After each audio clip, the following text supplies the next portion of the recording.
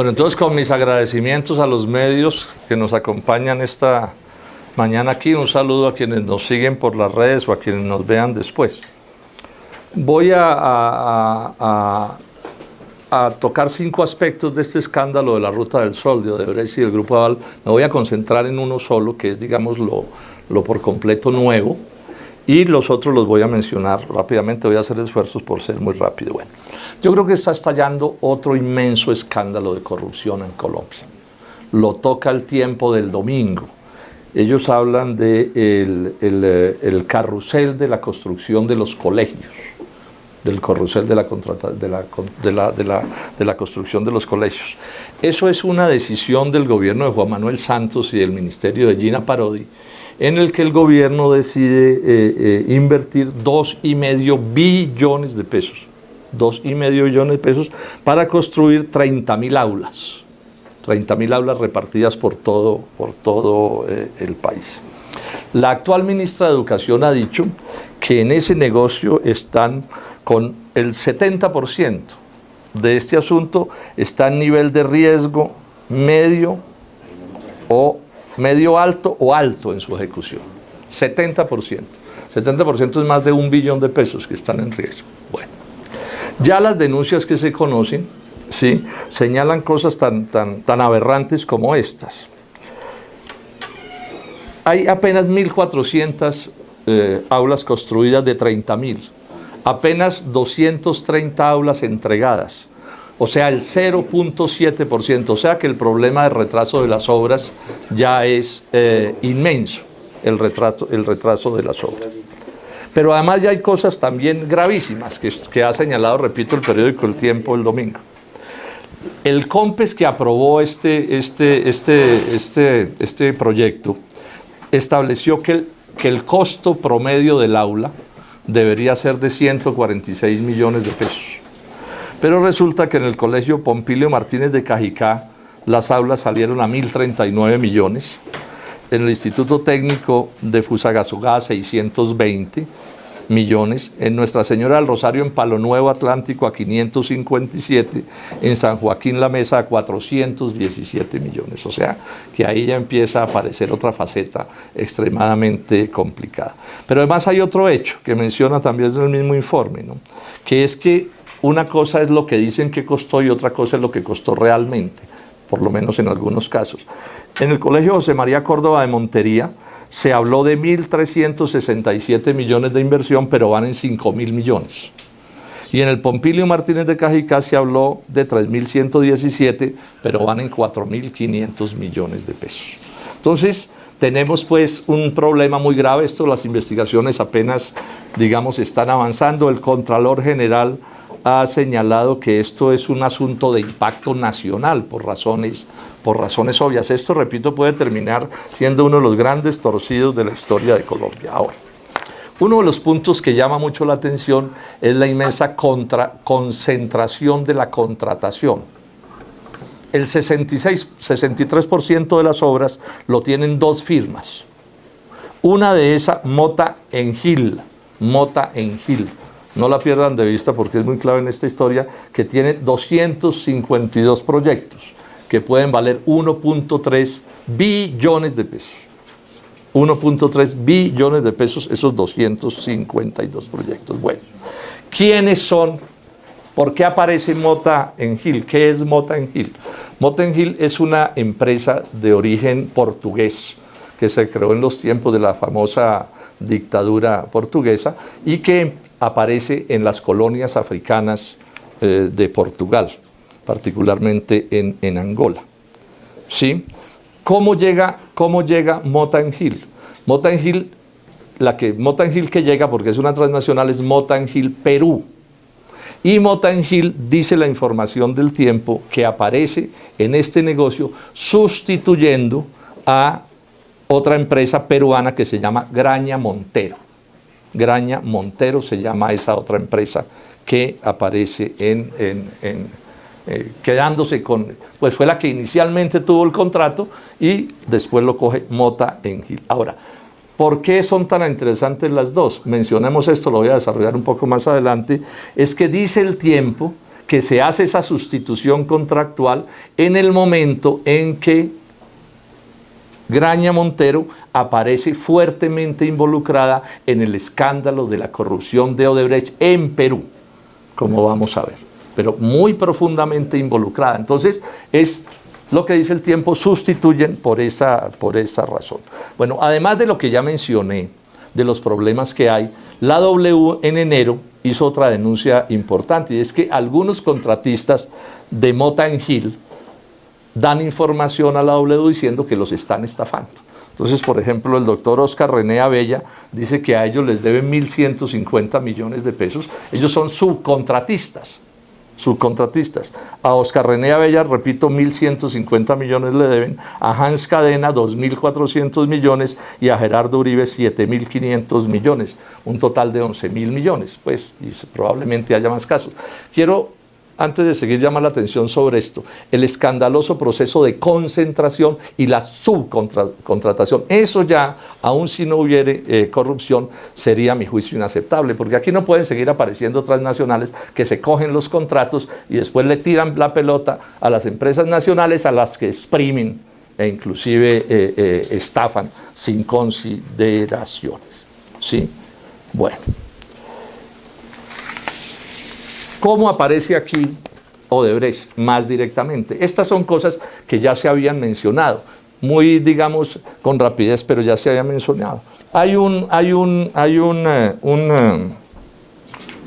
Yo les entregué la copia, este es la respuesta a un derecho de petición que hizo Carlos Julián Amorocho Becerra del Colombiano. ¿Qué es lo que dice la respuesta a este derecho de petición? La respuesta es del 23 de noviembre del 17. Entonces, ¿qué es lo que dice en resumen? Ustedes tienen las copias. Dicen que el 1 de diciembre del 2015 estuvo Eleuberto Martorelli, conocido de autos, como se dice, uno de los jefazos o jefazo de Odebrecht así en Colombia y untado en esta corrupción hasta el alma, ¿sí? Aparece entrando al Ministerio de Educación y dice la respuesta del ministerio que él entra a una oficina que se llama la Subdirección de Acceso. La Subdirección de Acceso. En todo caso, se queda allí en esa oficina entre las 10:45 de la mañana y las 5:18 de la tarde, o sea, unas 6 horas. Queda demostrado, digamos, el interés de Martorelli en los asuntos del Ministerio de Educación, ¿sí? En los asuntos del Ministerio de Educación. Bueno. Quien responde el derecho de petición es la doctora Judith Castañeda, la subdirectora de gestión administrativa de Mineducación. Bueno, ¿quiénes son Graña Montero y Mota Gil? Precisemos eso. Primero son dos empresas muy cercanas con Odebrecht, ¿sí? Incluso Odebrecht tiene contratos con Mota Gil, por ejemplo, negocios, una refinería en Angola. Es interesante esto, ¿no? Odebrecht es Brasil, es colonia portuguesa, Portugal, Mota Gil, y los tres se encuentran en Portugal. Bueno, ¿cómo aparecen en Portugal? De acuerdo con las propias denuncias de Odebrecht, todo esto está reprobado, no me voy a detener pues a probar las cosas, ustedes entran a internet y les salen baldados de información. Esas tres organizaciones y otras hicieron parte de una cosa que en Perú lo llaman el Club de la Construcción, que eran las principales empresas constructoras de obras públicas de contratos con el Ministerio de Transportes y Comunicaciones. Era un club en que se turnaban para cogerse las obras, un club de corrupción. Esto lo ha explicado la gente de Odebrecht, y repito, esto está perfectamente probado. Y ahí están Odebrecht, Graña Montero, y está Colombia Gil. La cosa de Graña Montero es tan grave que su propietario, un personaje importantísimo, es la primera empresa de construcción de Brasil, terminó en la cárcel por estos escándalos. Aparecen vinculados a hechos de corrupción en la financiación con millones de dólares del metro de Lima, de una carretera importantísima en la costa peruana, plata Alejandro Toledo, expresidente del Perú, bueno, y eso hay una cantidad de historias. Entonces, lo que yo estoy señalando aquí es que la Fiscalía de Colombia debe investigar con todo rigor esta historia que estoy contando, porque todo dice que el señor Martorelli actúa en el Ministerio de Educación en favor de Graña Montero y posteriormente de Mota en Gil. Yo creo que eso es bastante evidente y estamos, repito, reventando un escándalo de corrupción supremamente grande y por supuesto tendrán que dar las explicaciones que tengan que dar. La Contraloría ya está actuando, pero debería actuar la propia Fiscalía. Bueno, menciono un par de cosas más, como les había dicho. El fiscal, es el segundo aspecto, el fiscal Leonardo Espinosa, ad hoc, decidió reabrir la investigación sobre el caso de Gina Parodi y Cecilia Álvarez. Reabrió la investigación, a mi juicio con razón, porque es que la Fiscalía Néstor Humberto la cerró diciendo que no había pruebas, y las pruebas pues no tienen discusión, es que ellas aprobaron un COMPES que benefició al hermano de Gina Parodi, y eso no lo podían hacer porque estaban violando la ley 1437. Pero entonces, ¿cuál es el punto? Y es mi llamado, doctor Leonardo Espinosa, es que si le reabre a las ministras Gina Parodi, le tiene que pedir a la Comisión de Acusaciones, o le debe pedir a la Comisión de Acusaciones, que investigue a Néstor Humberto Martínez, porque el caso de Martínez es idéntico al de las ministras, solo que con nombres distintos. ¿Por qué? Porque Martínez también aprobó ese COMPES, y ese COMPES benefició al consorcio de la Ruta del Sol, del que él era gran contratista y se ha debido declarar impedido. Entonces, me parece bien, repito, que se le reabra a las ministras, pero la consecuencia lógica de esto es que se le pida a la Comisión de Acusaciones que investigue a Néstor Humberto Martínez, quien se ha debido, investigación que ha debido hacerse desde antes, pero que en Colombia no se puede. Lo otro que quiero mencionar es esto, es una denuncia que hace semana y que ha pasado algo desapercibida, pero hay que señalarla, es de esta semana también. La titula así: la historia del contrato corrupto y vigente que permanece en la sombra. Este no es un titular mío, es de la revista Semana.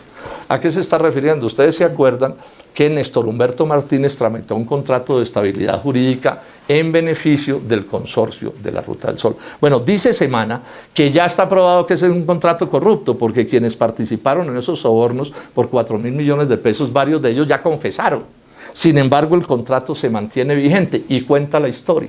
¿Cuál es la historia? Néstor Humberto Martínez tramita un contrato de estabilidad jurídica que no cabía, se lo niegan y meses después se lo terminan aprobando. El contrato era tan torcido que dice Bula, el famoso Utabula, que Mauricio Cárdenas, como ministro de Hacienda, había dicho que él prefería renunciar a que ese contrato se diera. Bueno, el contrato se dio y no renunció. Sí, simplemente lo menciono para mostrar la gravedad del asunto. El contrato lo aprueban, después de haberlo negado el Ministerio de Comercio, el contrato lo aprueban el 28 de diciembre y lo firman el 31 de diciembre, el día anterior en que entraba en vigencia una reforma tributaria que prohibía ese tipo de contratos torcidos. Eso, pues la investigación llega hasta quienes recibieron los sobornos, pero no quien los pagó. Y repito, esto le resultó supremamente útil a los clientes del doctor Néstor Humberto Martínez y al doctor Néstor Humberto Martínez en persona. Yo esta mañana redactando esto, podía imaginarme al doctor Martínez pues con un jijijiji, y lo conseguimos el 31 de diciembre, jijiji. Bueno, esta es la historia y esto se debería revisar con toda seriedad. Bueno, por último, señalar dos cosas. La W Radio hizo esta semana una denuncia extremadamente grave que no se ha mencionado casi, y es que señala que aparecen nuevas pruebas que involucran a la campaña de Juan Manuel Santos en este escándalo de los sobornos de la Ruta del Sol. Nuevas pruebas, y dice que son tantas las pruebas que la Fiscalía encargada del caso de Brecht trasladará ese caso a la Comisión de Acusaciones de la Cámara, que es lo que corresponde legalmente, y señala que tiene que ver pues con denuncias, con relaciones, no lo voy a detallar, que vinculan a Esteban Moreno y a la firma RGQ Logistic, sí, y al presidente de esa compañía, Álvaro Quimbaya, con una serie de audios que están publicados. Sí, me parece bien que eso se haga y se debe hacer pues con todo rigor y con toda seriedad en todos los casos. Y por último, señalar esto: fue condenado el doctor José Elías Melo en el escándalo de corrupción de Odebrecht por el pago de unos sobornos. Eso puede darle entre 8 y 11 años de cárcel. Llama la atención que el juez le hubiera reclamado a la fiscalía la manera negligente como adelantó las cosas. Y tiene toda la razón. Porque de entrada hay algo que llama mucho la atención. ¿Cómo así que no se abre investigación también? Eso es una decisión de la Fiscalía por enriquecimiento ilícito ni por lavado de activos, cuando el propio juez dice es que la plata se movió por Colombia, por el Banco de Bogotá y fue hasta Andorra, etcétera, etcétera. Si ahí no se configura un lavado de activos, ¿dónde se configura? Pero bueno, todo esto lo quiero decir para una cosa: los jueces deberán tomar pues finalmente las decisiones que sean, pero aquí sí que habiendo una omisión escandalosa de parte del doctor Néstor Humberto Martínez. ¿Cómo es que hasta ahora no le han abierto investigación a los jefes de Melo?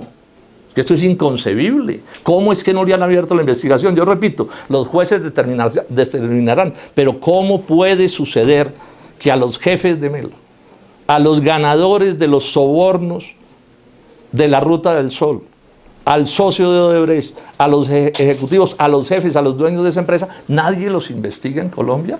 Contrasten ustedes todo lo que hay en las redes sobre lo ocurrido con Odebrecht en Perú y con lo que está sucediendo y ha sucedido en Colombia. Bueno, los jefes de Melo son el Grupo Aval, Luis Carlos Sarmiento Gutiérrez y al final Luis Carlos Sarmiento Angulo, todos ellos son los jefes de Melo. Eso es una cosa que está perfectamente sabida. Ellos todo lo niegan. Bueno, pueden negar lo que quieran, pero ¿por qué no se investiga con todo rigor y con toda seriedad esto? Y también expresa la negligencia de la Fiscalía el hecho de que este caso de Odebrecht, la Fiscalía de Martínez, no fue un solo proceso, esto me lo han explicado bien los abogados penalistas, sino que esto está partido en numerosos procesos de forma tal que las investigaciones se dificultan, que es a mi juicio el papel que está cumpliendo Martínez allí para que la verdad no se establezca como se debería establecer. Bueno, retomo por donde empecé. Creo que hay que poner todos los colombianos los ojos de qué es lo que pasó con este escándalo del carrusel de los colegios, donde están refundidos una parte muy grande de 2,5 billones de pesos, plata de la educación, y donde se sabe que actuó de una u otra manera, actuaron firmas probadas por corrupción en Perú y actuó un conocido delincuente que es el doctor Eleuberto Martorell. Muchas gracias.